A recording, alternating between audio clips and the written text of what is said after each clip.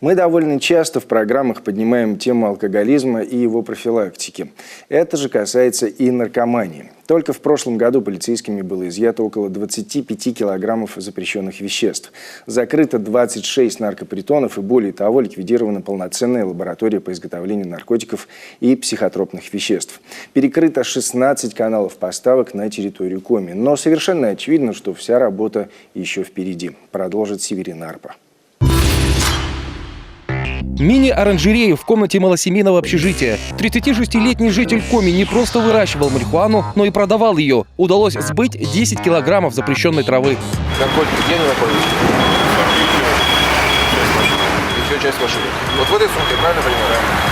Это кадры спецоперации полицейских в столице Коми по задержанию машины из города Кирова, в которой везли наркотики весом 57 грамм. По данным экспертов, из изъятого наркотика можно было изготовить более 600 доз.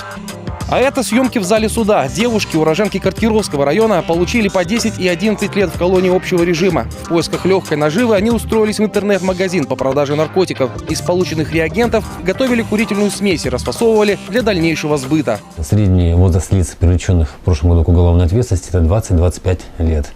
Вот хочу сказать, что 62% лиц, привлеченных судами к уголовной ответственности в прошлом году, это молодые люди в возрасте до 29 лет. Предлагаются баснословные деньги, зарплаты, которые варьируются от десятков до сотен тысяч рублей. Поэтому молодежь, если она нигде не работает, не учится, легко на это ведется. И, соответственно, таким образом пытается пополнить свой личный бюджет. А это 16-летняя школьница из Сыктывкара, которая втянула в криминальные игры своего парня и двух подруг. Квартет занимался массовым распространением наркотиков в разных районах столицы. Материал молодые люди получали также через интернет-магазин. По признанию сбытчиков, за день они могли распространить до 250 пакетиков кристаллов, сильнодействующего психостимулятора. Все участники группировки, несмотря на юный возраст, получили срок в колонии. Уголовное наказание за распространение наркотиков наступает по достижению 16, а в некоторых случаях с 14 лет. Это лишь эпизоды из уголовных дел в Коми за прошлый год. По словам оперативников, наркотики на территорию республики попадают из разных регионов. Железнодорожным транспортом на автомобилях или почтовым отправлением. Несмотря на большой объем выявленных преступлений, ситуация в сфере незаконного оборота наркотиков в Коми остается непростой. Преступники находят новые, все более хитрые способы одурманивания людей. Употребление наркотических веществ негативно влияет на работу всех органов и систем организма. Наиболее отрицательное влияние оказывает на центральную нервную систему. Употребление наркотиков тесно связано с такими заболеваниями, как вирусный гепатит Б, С, ВИЧ-инфекции. Можно, наверное, сказать проще, что употребление наркотиков – это своего рода такой скорый поезд на кладбище или к инвалидизации людей. Наркотические или психотропные вещества, курительные смеси, соли, миксы, так называемые спайсы, а также наркотики растительного происхождения. Список дурманящих средств длинный. По словам оперативников, распространяются они в основном через интернет-магазины. Многие впервые пробуют наркотики из любопытства или, как говорят, за компанию. Наивно полагают, что от одного раза привыкания не будет. Но для большинства жизнь с этого момента делится на до и после. О профилактике наркомании мы сегодня будем говорить с нашими гостями в студии. Это главный внештатный детско-подростковый нарколог Республики Андрей Никитин и заместитель начальника управления по контролю за оборотом наркотиков МВД по республике Тимофей Морев. Господа, здравствуйте. Добрый вечер. В общем-то, ситуацию мы с вами видели. Вы ее знаете лучше меня, безусловно. Вот в разрезе, может быть, временном, может быть, в какой-то динамике, как ситуация меняется, в лучшую или в худшую сторону по потреблению? В настоящее время следует констатировать, что как на территории Республики Коми, так и на территории Российской Федерации в целом ситуация в корне в лучшую сторону не изменилась, она остается напряженной. В первую очередь это, конечно, связано с распространением наркотических средств посредством сети интернет. То есть с использованием интернет-магазинов, интернет-ресурсов путем тайников, закладок. Тем самым достигается именно конспирация. Полная анонимность. Денежные средства переводятся путем удаленного доступа с использованием платежных систем, что играет свою роль в данном направлении. Более того, Указанные преступные группы занимаются распространением в основном своем синтетических видов наркотических средств. То есть это заменители тетрагидроканнабинола, это заменители амфетаминового вида наркотических средств.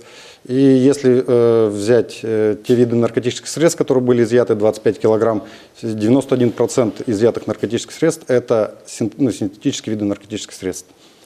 На территории Республики Коми сбыт наркотических средств таким путем первый раз проявился в 2013-2014 годах. И на настоящий момент, если оглядываясь на прошлое, то на настоящий момент мы можем с уверенностью сказать, что совместно с другими ведомствами, как правоохранительной структурой, так и медицинскими учреждениями, мы нашли способы именно благополучной борьбы с таким видом наркопреступлений. Но это общий федеральный какой-то опыт, да? По всей стране такая же? Мы стараемся смотреть, именно перенимать тот благополучный опыт, который используется другими правоохранительными структурами в России. Тем самым основная задача, которая стояла перед нами на 2017 год, да, это борьба именно непосредственно с организованными преступными формами, которые занимаются сбытом наркотических средств. Тем самым мы старались добиться того результата, как было сказано, нами было перекрыто 16 крупных каналов поступления наркотических средств на территорию Республики Коми. Тем самым мы не допускали большие объемы партий наркотических средств до мелких сбытчиков и до самих потребителей. Работая в данном направлении, мы в первую очередь не только изымаем сам по себе дурман, но также наносим ущерб кадровому потенциалу вот этих организованных преступных групп.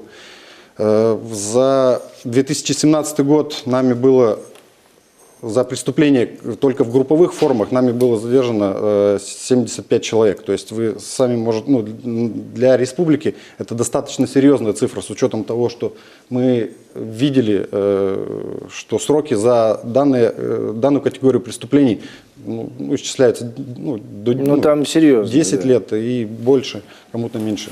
То есть в данном случае, на самом деле это не самое важное. Мы,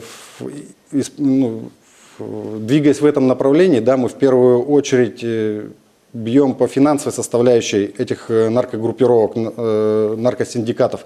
Тем самым в конечном итоге делаем наш регион непривлекательным для них и, как минимум, для завода. Это упреждающий удар, хороший, да.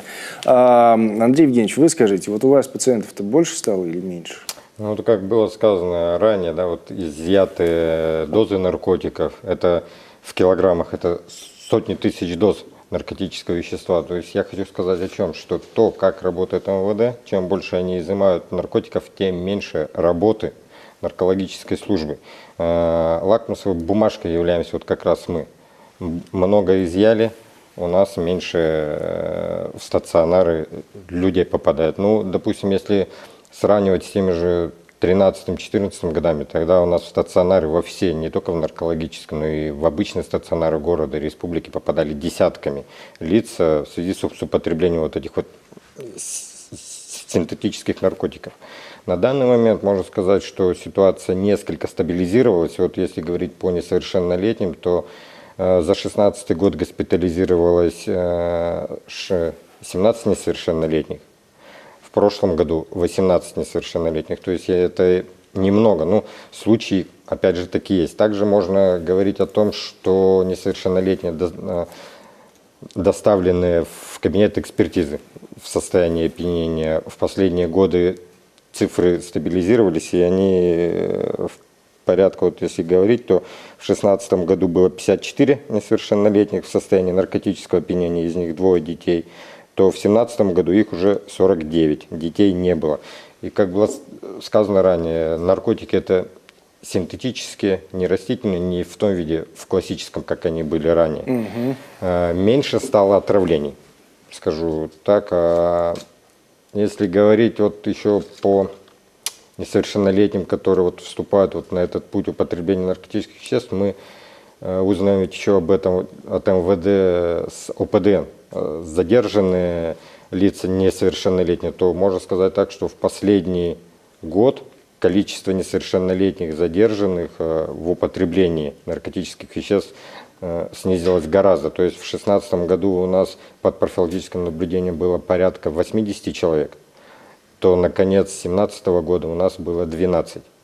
На данный момент основную часть несовершеннолетних, кто у нас под наблюдением находится, не с заболеванием, а в профгруппе, так скажем, составляют в основном лица, употребляющие алкоголь.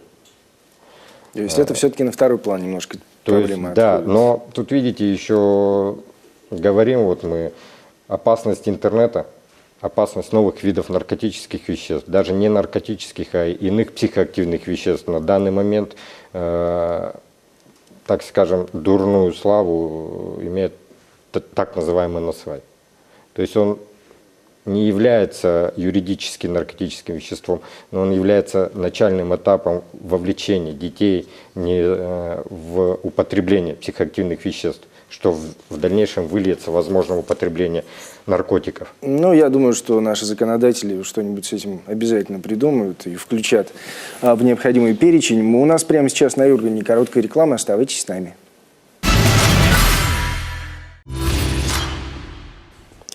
На Юргане продолжаются детали дня, которые мы сегодня посвящаем незаконному обороту наркотических средств в нашей республике.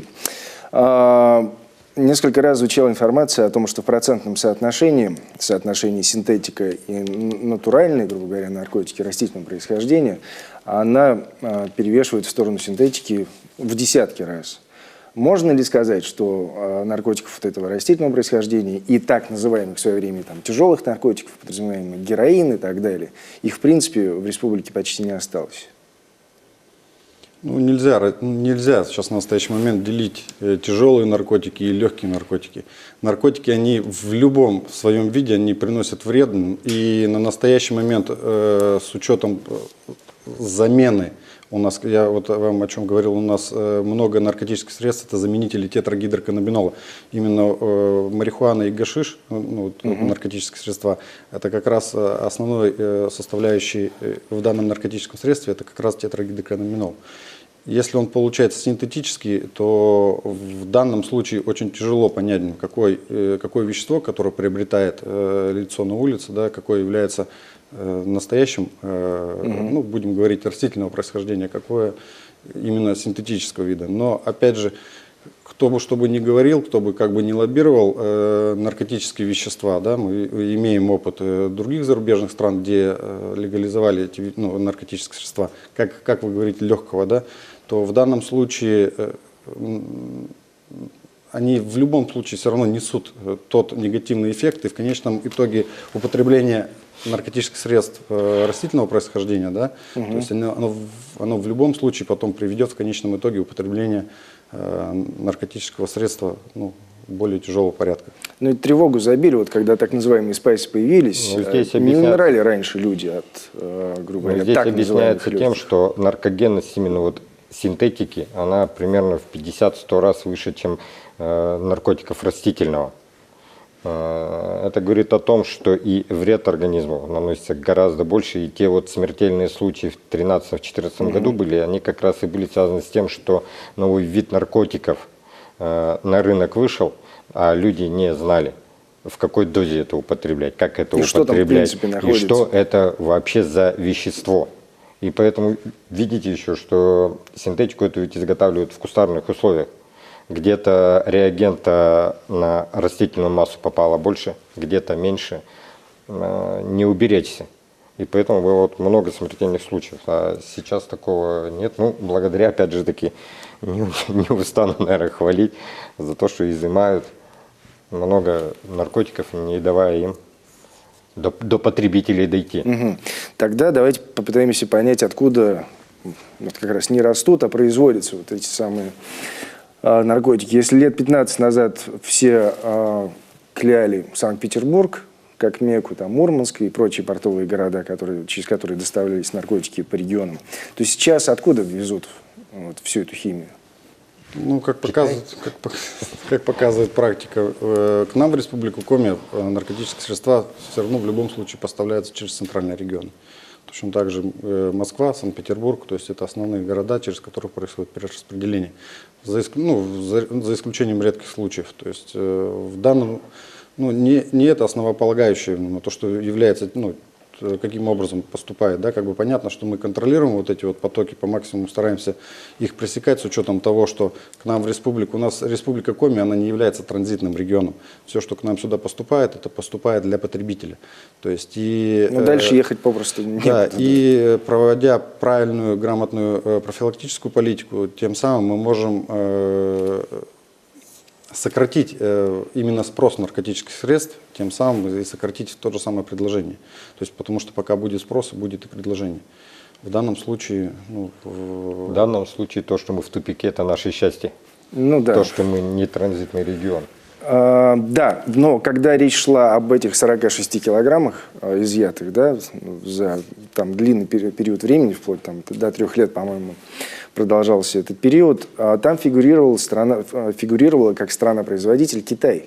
Они изначально, насколько я слышал, были родоначальниками синтезирования этого вещества. Если идти вглубь, так это, как бы мы не любили сейчас Америку, но это американский ученый синтезировал этот GVH с целью внедрения его в медицину и использования его для больных онкологии. Но так же, как тетрагидроканнабинол, да? Вот это и был GVH, вот он и лег потом в основу синтезирования синтетического тетрагидроканнабинола. То есть из благих целей нашлись люди, те, кто решил на этом, в общем-то, заработать нелегально и вовлечь людей.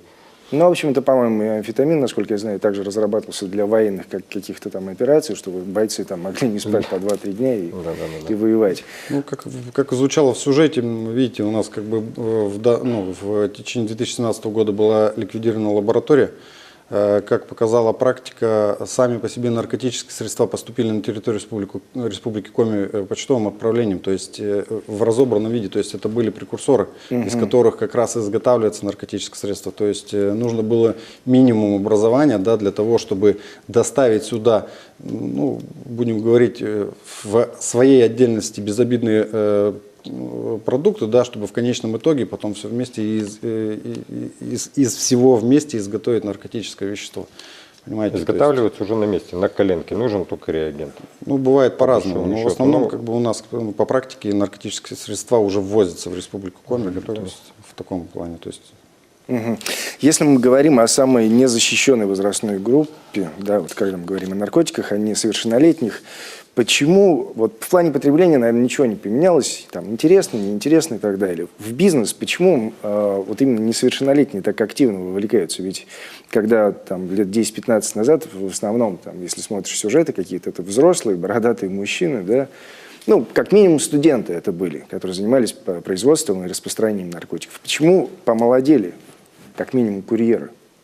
Смотрите, если брать в абсолютных цифрах, да, то у нас снижение вовлечения в наркопреступления, да, вот сейчас за 2017 год произошло на 11,5%. Это в абсолютных цифрах, если взять. То есть в прошлом году их было 23 лица, да, то в этом году... Нет, в этом году 23, в прошлом году 26. Да? Но если начинать разбирать по статейно, именно по тяжести совершенных преступлений, то тут в данном случае картина не столь радужная. Почему? Потому что если взять преступления, несовершеннолетних, которых мы выявили за банальное хранение наркотических средств, то это в настоящем году 7, в 2016 12. А именно преступления, связанные со сбытом наркотических средств, в этом году 15 несовершеннолетних, в прошлом 13. А что вызывает большую озабоченность, то что именно наркопреступность, совершенная в групповых формах, это участники организованных преступных групп, то здесь у нас 11 несовершеннолетних по сравнению к 5, которые были привлечены в 2016 году. Понимаете, то есть это в 2,5 раза. В 2,2 раза, да? И с чем вы это связываете? Понимаете, ситуация-то вот как раз, как звучало опять же в сюжете, да, именно вовлечение несовершеннолетних с использованием сети интернет, да, они у нас сейчас Больше времени в нем проводят. Они у нас на настоящий момент более эрудированы, да, больше, Ну, в этом направлении, больше владеют информацией, больше могут получить информацию через сеть интернет и, зацепившись за какую-то деталь, да, могут по ссылочке перейти и в конечном итоге... Банально еще то, что если мы вспомним давние годы, так скажем, опиаты распространялись все-таки из рук в руки. И там могли и отнять, и побить. То есть там нужны были крепкие люди.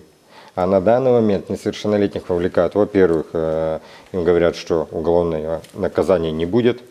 Распространение обезличено, то есть не из рук в руки, а закладки. Ничего не докажут. То есть, да, тут они юркие, незаметные дети, ходят везде, и поэтому могут делать эти закладки. Но эрудированными То я есть все-таки да, их бы не назвал, потому что если бы они были эрудированными, они бы знали Да, статья в общей 228. массе наших детей. Да, и сроки, которые, в общем, за это предусмотрены. Кстати, работа по профилактике потребления наркотических средств продолжается, и помимо прочих мер, вот наш Госсовет готовится рассмотреть новый законопроект в этом направлении. Давайте посмотрим, что он призван изменить.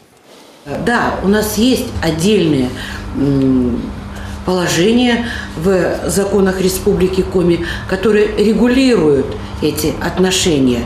У нас создана и антинаркотическая комиссия, у нас есть раздел в законе, касающемся охраны здоровья граждан, но целостного закона, касающегося вот такому межведомственному взаимодействию и определению полномочий всех участников этого процесса, к сожалению, в республике до настоящего времени не принято. Хотя мы знаем, что в 45 субъектах Российской Федерации есть отдельные законы. Поэтому очень надеюсь, что та инициатива, которую проявил Сергей Александрович Бажутов, она обязательно будет принята нашим Государственным Советом. Это позволит нам упорядочить работу в плане профилактики, особенно зла, с которым мы все готовы бороться. И я надеюсь, что самое главное, что мы с вами сможем снизить уровень преступности в этой сфере и достичь того благополучия, о котором мы бы все с вами мечтали. Я полагаю, что на одной из ближайших сессий Госсовета этот законопроект будет рассмотрен. Ну, давайте вернемся к корню все-таки проблемы и расскажем, и себе в первую очередь напомним, зачем люди начинают употреблять наркотики. Вот что может сейчас у людей в голове быть, которые еще не пробовали, ну вот это химическая реакция какая-то в голове происходит. Почему человек побуждается? Наркотических веществ ведь много, и все они действуют по-разному. В первую очередь хотелось бы, наверное, не сказать из-за чего, а сказать, что этого делать не следует. Почему? Потому что все, что необходимо нам, мы от природы имеем.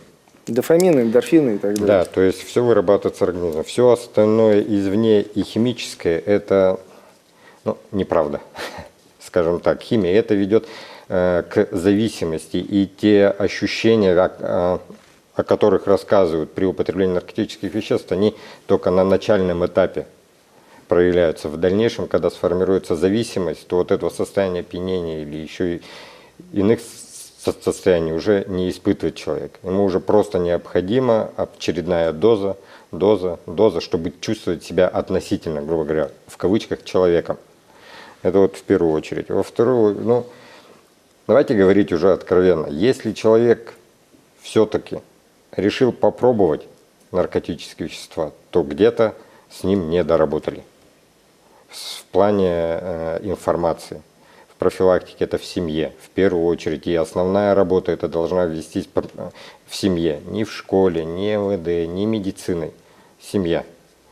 И если там на достаточном уровне воспитывают детей, рассказывают им все, не скрывают, то улица уже не в состоянии будет его перевоспитать. Если ребенок будет занят все время в секциях, спортом будет заниматься, в кружки куда-то ходить, у него не будет времени на глупости.